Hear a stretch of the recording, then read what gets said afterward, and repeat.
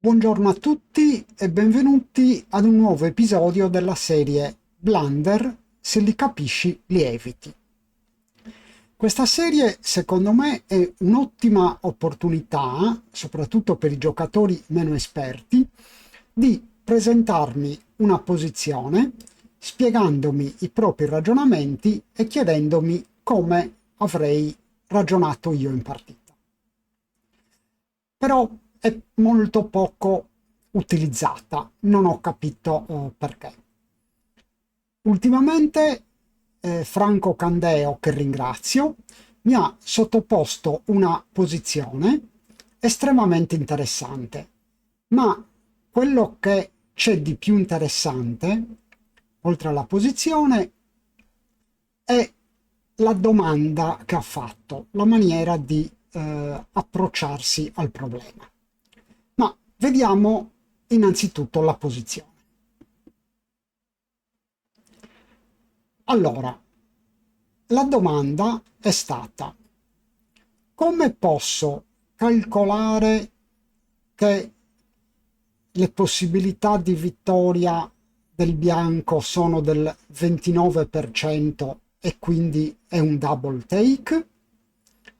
Allora, secondo me la domanda è mal posta.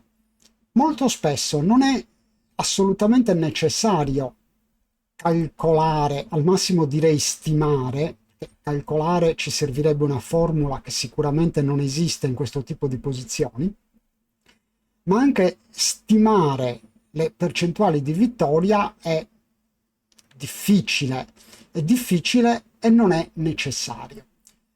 Normalmente come si ragiona in queste posizioni? Si cerca di utilizzare una reference position, che è una posizione nota di cui conosciamo appunto la valutazione, e valutare la nostra posizione per differenza. Ok, detto questo, come avrei ragionato io? Avrei cercato appunto una reference position.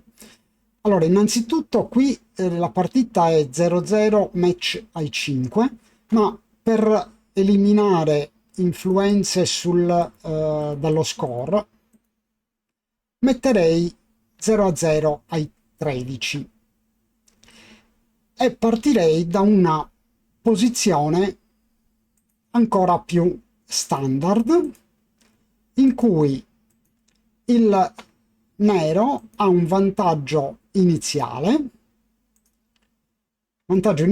che è dato dal fatto di avere un ottimo prime da 4, quindi ha fatto inizialmente casa 7 e casa 5 e ha splittato il runner, mentre in questa posizione il bianco è ancora nella situazione iniziale. Beh, se noi conosciamo la valutazione di questa posizione, possiamo utilizzare poi questa valutazione per differenza in altre posizioni simili. Allora, vediamo che qua abbiamo una posizione in cui siamo al limite tra il double take e il double drop. Quindi siamo vicinissimi al drop. Questo rende ancora più interessante la posizione, appunto, come riferimento, come punto di partenza. Adesso proviamo a fare qualche piccola modifica per capire meglio la posizione. Se ad esempio anziché avere casa 5 abbiamo casa 4, il nero ha casa 4, la posizione peggiora perché la casa 5 è più forte, il prime è compatto. Possiamo vedere che è sempre un double netto, ma il take qui è fuori discussione. È un take molto netto. Addirittura se andassimo ancora avanti, non avremo nemmeno un double, diventa una posizione in cui è un borderline no double. Quindi questo è il primo punto di partenza, la prima considerazione che ci può aiutare. Vediamo altra osservazione. Quanto peggiora la situazione del nero se non ha splittato il runner? Vediamo che in questo caso è un double ma solo borderline. Quindi splittare il runner è un grosso vantaggio. È abbastanza facilmente comprensibile, però avere un'idea di quanto è il vantaggio ci aiuta.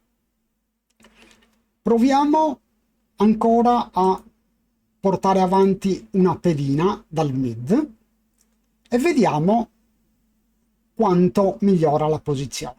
Ci aspettiamo, se era un take borderline, che qui sia un drop. E infatti vedete che diventa un drop molto netto.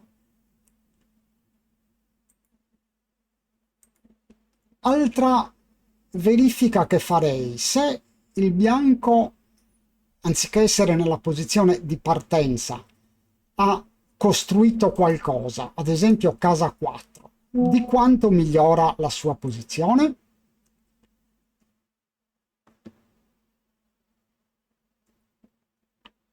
Allora, la posizione migliora di tanto.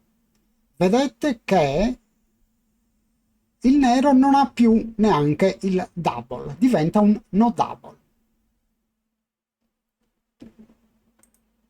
Proviamo a vedere se la casa, anziché casa 4, il bianco ha costruito il bar point. Possiamo vedere che anche qui è un leggero no double. Quindi il fatto che la situazione sia situazione iniziale, quindi senza aver costruito niente, per il bianco è un grosso svantaggio. Altra modifica che proviamo a fare è portare avanti le pedine. Quindi anziché avere le pedine sul 24, mettiamo le pedine del bianco, ad esempio portiamo avanti l'ancora sulla casa 4 del nero. Sicuramente la posizione migliora e vediamo che qui siamo molto lontani dal double. Se l'ancora è sulla casa 3, la cosiddetta butterfly anchor, ci aspettiamo una situazione intermedia. Vediamo che la situazione del nero è migliorata parecchio, ma ancora siamo lontani dal double. Se invece le pedine sono sulla casa 2, vedete che è un double, ma il take è molto più netto che non con le pedine sulla casa iniziale. Ok, direi che abbiamo visto parecchio. Adesso tornerei alla posizione di partenza in modo da valutare le differenze. Allora, abbiamo due pedine del nero che si spostano dal midpoint alla casa 8 e le due pedine che si spostano dalla casa 5 alla casa 4. Quindi abbiamo una differenza in positivo, le due pedine che arrivano in zona d'attacco sulla casa 8, e una in negativo con la casa 4 anziché la casa 5. Posizione del bianco come varia. Abbiamo una situazione in cui il bianco ha 5 pedine sulla casa 8 e 4 sulla casa 13 e sulla casa 6. Non è una grossissima differenza. L'altra differenza è che ha le pedine sulla casa 2 anziché sulla casa 23 anziché sulla casa 24. Quindi, considerando tutte queste differenze, abbiamo visto che la posizione del nero non varia tantissimo, posizione del bianco migliora un po' perché appunto l'ancora è sulla casa 23 anziché 24. Quindi la soluzione, partendo dalla nostra reference position, è abbastanza semplice. Abbiamo sicuramente un double, ma anche un take abbastanza netto. Controlliamo che cosa ci dice XG e vedete appunto che è un double, ma è un netto take. Qual è la differenza? Ecco, vediamo un attimo, perché la posizione di Franco era sul punteggio di 0 a 0 ai 5. Che cosa cambia? Cambia che i gammon contano di più, per cui questo è un vantaggio per il giocatore in attacco, il nero che ha più gammon, ma c'è anche il fatto che il possesso del cubo ha un valore maggiore per il bianco, per l'avversario, e quindi la differenza non è poi tantissima. Vediamo infatti che non cambia poi tantissimo rispetto al match ai 13 punti. Chiaro double e nettissimo take. Quello che possiamo osservare molto interessante è che cosa cambia se le pedine sono sulla casa 2 o sulla casa 24 o 23. Vedete che qui il nero ha il 71% di possibilità di vittoria e il 17% di game. Ma se le due pedine tornano indietro, abbiamo che possibilità di vittoria sostanzialmente non cambiano, ma i gammon aumentano di parecchio, superano il 20%.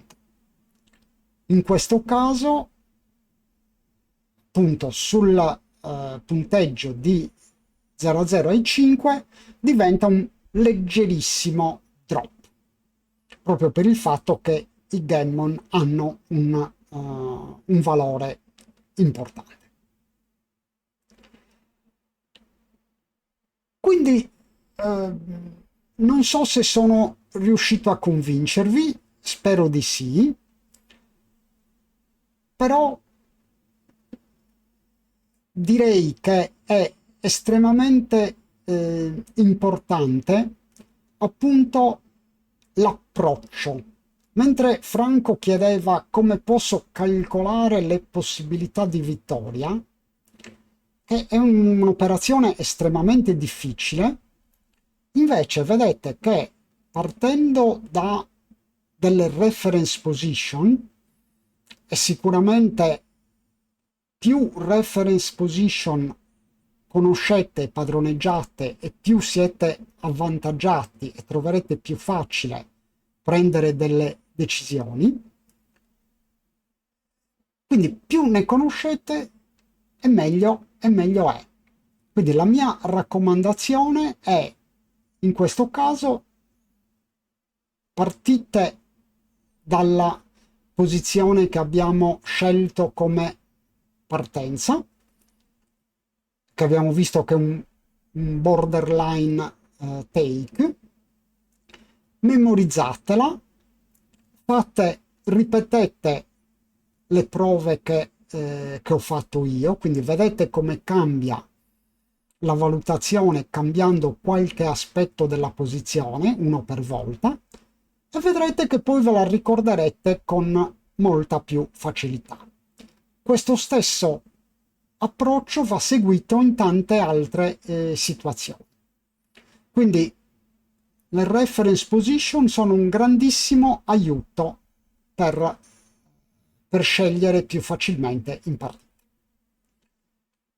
Ringrazio ancora Franco, invito tutti a sottopormi delle posizioni interessanti, possibilmente spiegare anche come avete ragionato in partita, che è utilissimo anche per chi ascolta il video.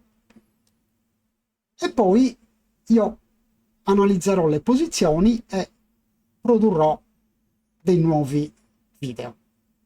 Grazie dell'attenzione e arrivederci alla prossima.